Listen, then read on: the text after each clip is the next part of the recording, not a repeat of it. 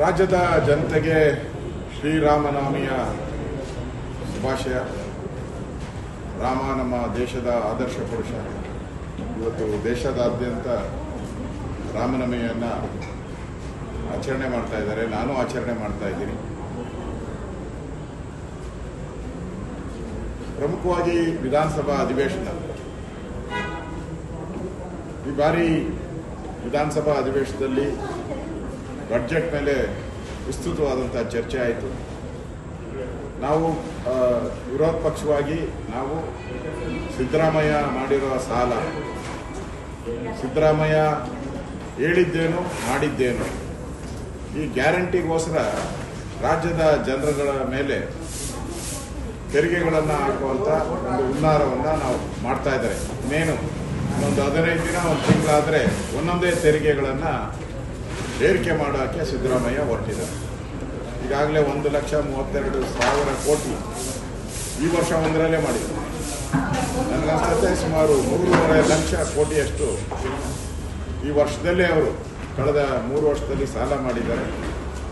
ನಮ್ಮ ಹೋರಾಟ Jakkur flying school ಏನಿದೆ ಅದು ಹಿಂದೆ ನೆಹರು ಅವರು ಬಂದು ಉದ್ಘಾಟನೆ ಮಾಡಿದರು. ಮಹಾರಾಜರು ಅದಕ್ಕೆ ಜಮೀನನ್ನು ಕೊಟ್ಟಿದ್ದರು. ಸುಮಾರು 250ಕ್ಕೂ ಹೆಚ್ಚು ಎಕರೆ ಜಮೀನು ಬರೆಬಾರ ಮಾಡೋಕ್ಕೆ ಹೊರಟಿದ್ರು ಸರ್ಕಾರ. ಅಲ್ಲೊಂದು ಕ್ಲಬ್ ಮಾಡಬೇಕು, ಈ ಥರದ್ದು ಏನೇನೋ ಕಾಂಪ್ಲೆಕ್ಸ್ಗಳು ಮಾಡಬೇಕು, ಈ ಥರದ್ದೆಲ್ಲ. ನಾನು ಅದನ್ನು ವಿಧಾನಸಭೆಯಲ್ಲಿ ವಿಸ್ತೃತವಾಗಿ ಚರ್ಚೆ ಮಾಡಿ ಅದನ್ನು ರದ್ದು ಮಾಡಿಸಿದ್ದೀನಿ. ಅದೊಂದು ಲಂಗ್ ಸ್ಪೇಸು, ಅದು ಹಾಗೆ ಉಳಿಬೇಕು. ಚರಿತ್ರೆಯಲ್ಲಿ ದೇಶದಲ್ಲೇ ಮೊದಲ ಟ್ರೈನಿಂಗ್ ಸೆಂಟರ್ ಅದು, flying school, flying training school. ಅದನ್ನು ಉಳಿಸುವಂಥ ಕೆಲಸವನ್ನು ವಿಧಾನಸಭೆಯಲ್ಲಿ ನಮ್ಮ ಹೋರಾಟದ ಫಲವಾಗಿ ಅದು ಕೂಡ ಉಳಿದಿದೆ. ಅದೇ ರೀತಿ ಸಿಲ್ಕ್ ಮತ್ತು ಮಿಲ್ಕ್ ಕರ್ನಾಟಕದ ಒಂದು ಆಸ್ತಿ. ಇವತ್ತು ಸಿಲ್ಕ್ ಫ್ಯಾಕ್ಟ್ರಿ ಏನು ಮೈಸೂರಲ್ಲಿದೆ, ನಂಜನಗೂಡಲ್ಲಿ, ಅದನ್ನು ಮುಚ್ಚುವಂಥ ಪ್ರಯತ್ನವನ್ನು ಮಾಡಿದ್ದೆ. ಆ ಜಾಗವನ್ನು ಸುಮಾರು 6 ಎಕರೆ ಜಾಗವನ್ನು ಕಬಳಿಕೆ ಮಾಡೋಕ್ಕೆ ಹೊರಟಿದ್ದೆ.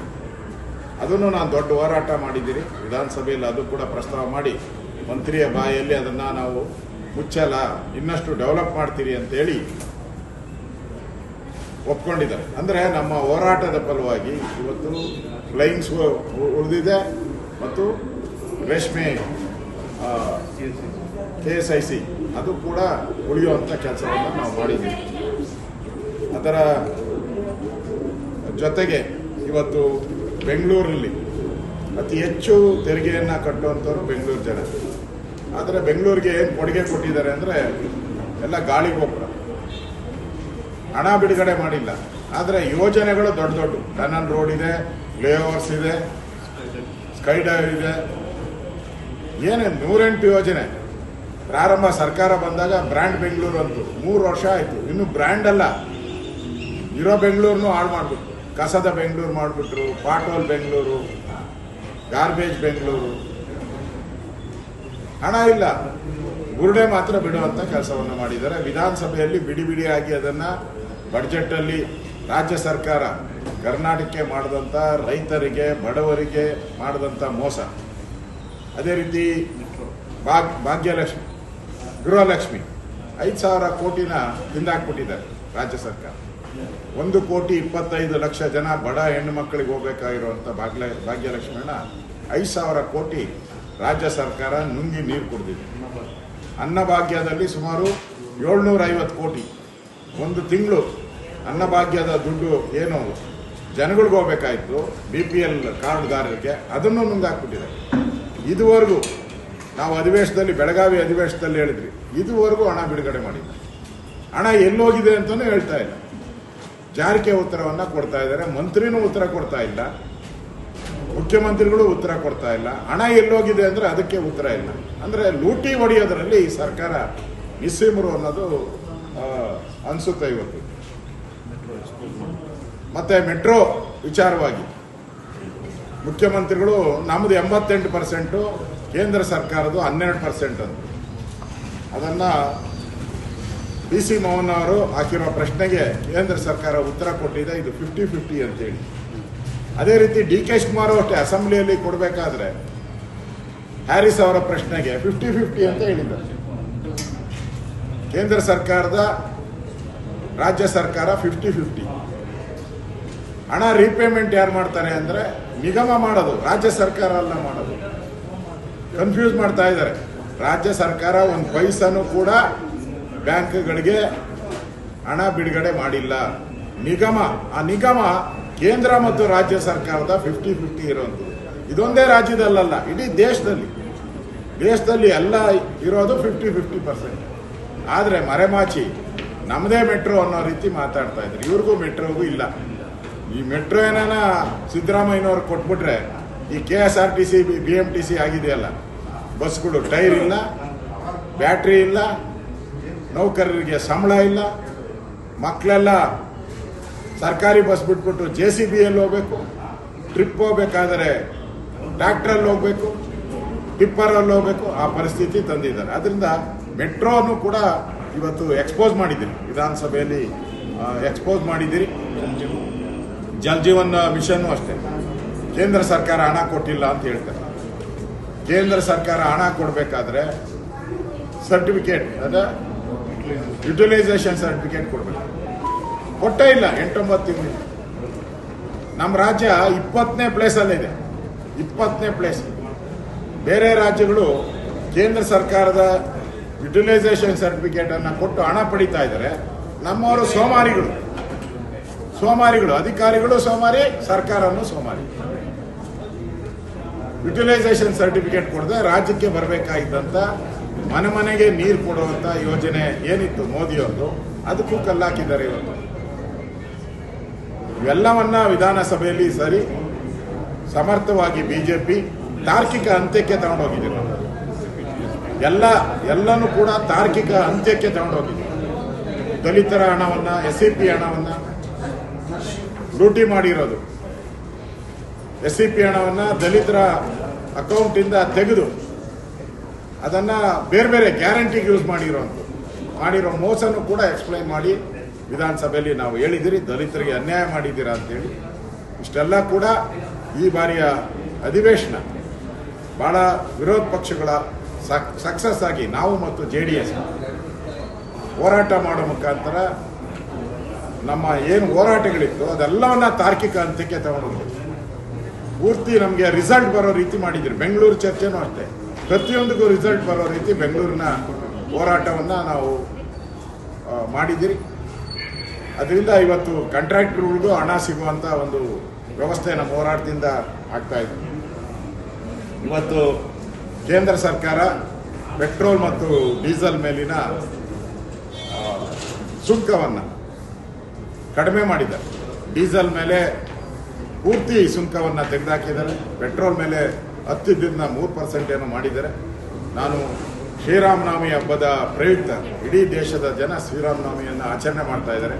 ಈ ಸಂದರ್ಭದಲ್ಲಿ ಕೇಂದ್ರ ಸರ್ಕಾರ ಪೆಟ್ರೋಲ್ ಮತ್ತು ಡೀಸೆಲ್ ಈ ಸುಂಕವನ್ನು ಕಡಿಮೆ ಮಾಡಿರೋದಕ್ಕೆ ನರೇಂದ್ರ ಮೋದಿಯವರಿಗೆ, ಕೇಂದ್ರ ಸರ್ಕಾರಕ್ಕೆ, ನಮ್ಮ ಬಿಜೆಪಿಯ ರಾಷ್ಟ್ರೀಯ ಅಧ್ಯಕ್ಷರಿಗೆ ನಾನು ಅಭಿನಂದನೆ ಸಲ್ಲಿಸ್ತೀನಿ. ಕರ್ನಾಟಕದ ಜನ ಋಣಿಯಾಗಿರ್ತಾರೆ. ತಾವು ಶ್ರೀರಾಮನವಮಿಗೆ ಕೊಟ್ಟಂಥ ಈ ಗಿಫ್ಟ್ ಜನ ನೆನಪಿನಲ್ಲಿ ಉಳಿಯುತ್ತೆ ಅನ್ನೋ ಮಾತನ್ನು ಈ ಸಂದರ್ಭದಲ್ಲಿ ಹೇಳ್ತೀನಿ. ಅದೇ ರೀತಿ ರಾಜ್ಯ ಸರ್ಕಾರಕ್ಕೂ ಎಚ್ಚರಿಕೆಯನ್ನು ಕೊಡ್ತಾ ಇದ್ದೀನಿ.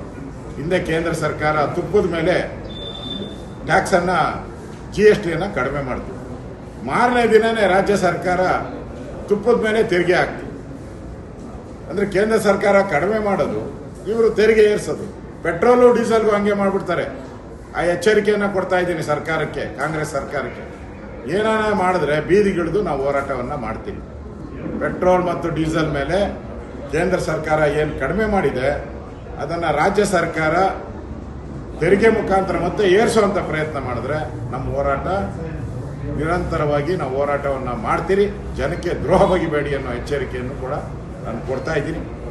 ನಾನು ಚುನಾವಣಾ ಪ್ರಚಾರಕ್ಕೋಸ್ಕರ 30ನೇ ತಾರೀಕು 31 ದಾವಣಗೆರೆಗೆ ಹೋಗ್ತಾ ಇದ್ದೀನಿ. 1-2ನೇ ತಾರೀಕು ನಾನು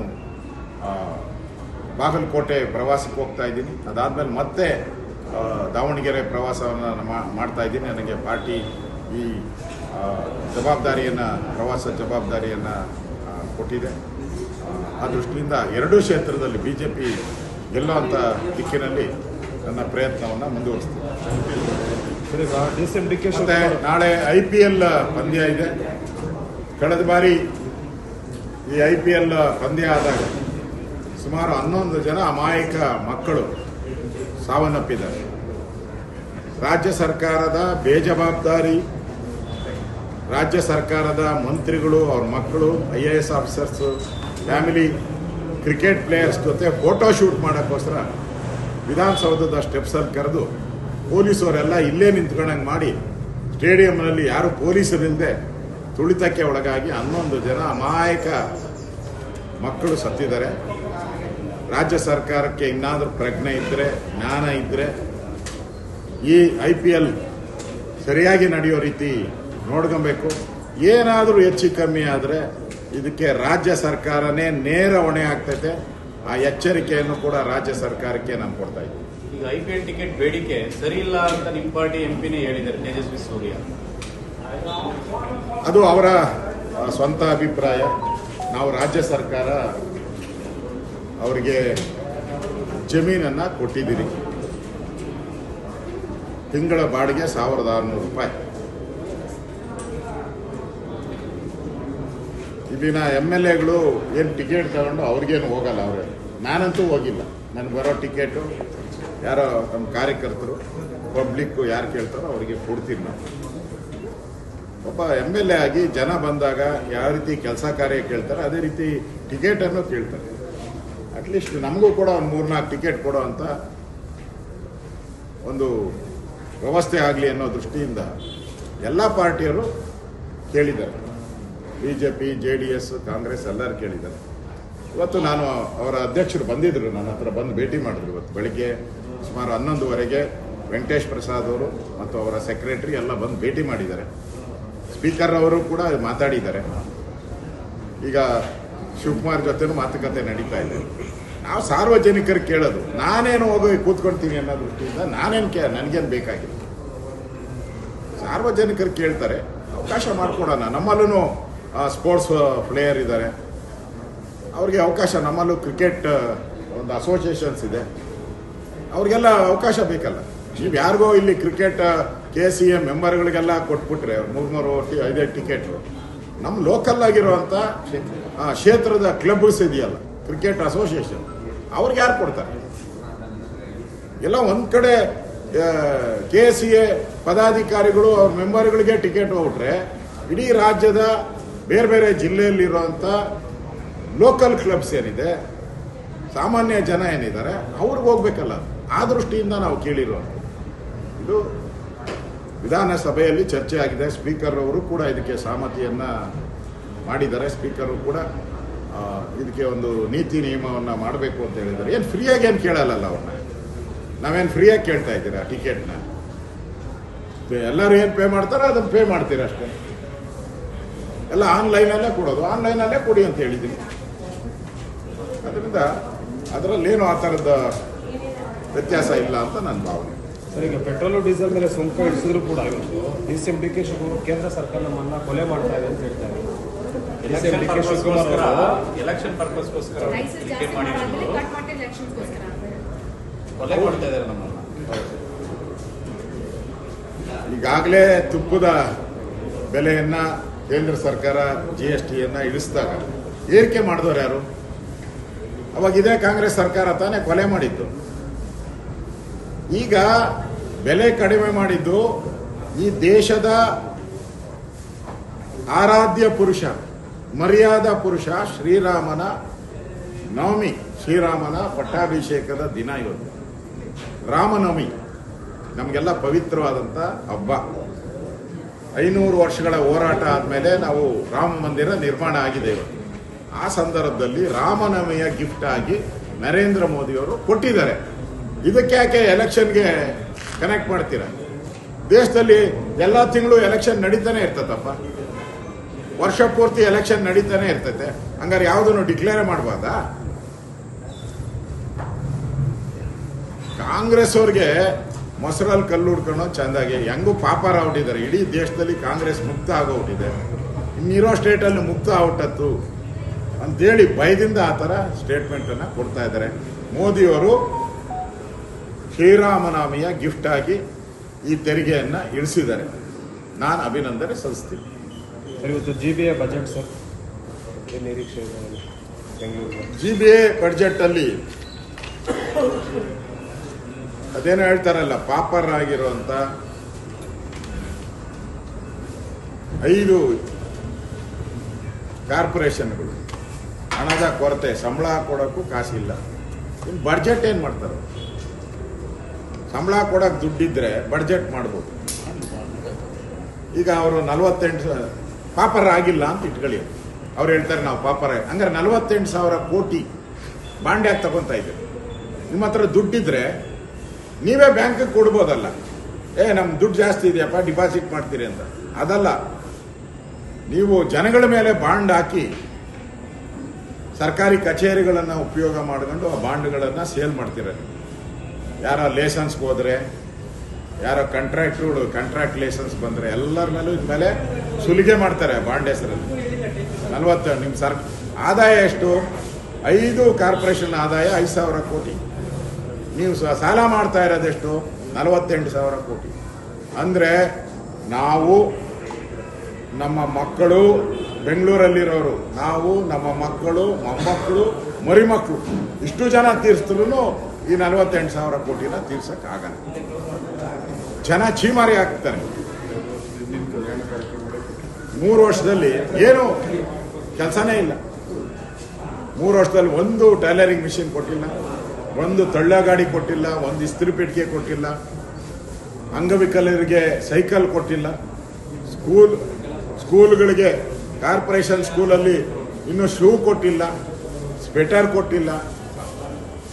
ಇಷ್ಟೆಲ್ಲ ಇದ್ದೂ ಕೂಡ ಏನೋ ಬಡ್ಜೆಟ್ ಮಾಡ್ತೀನಿ ಅಂತಂದರೆ ಅದೇನೋ ಹೇಳ್ತಾರಲ್ಲ, ತಿರ್ಕನವರ 100 ಮುಂದೆ ಆ ಸ್ಥಿತಿ ಇವತ್ತು.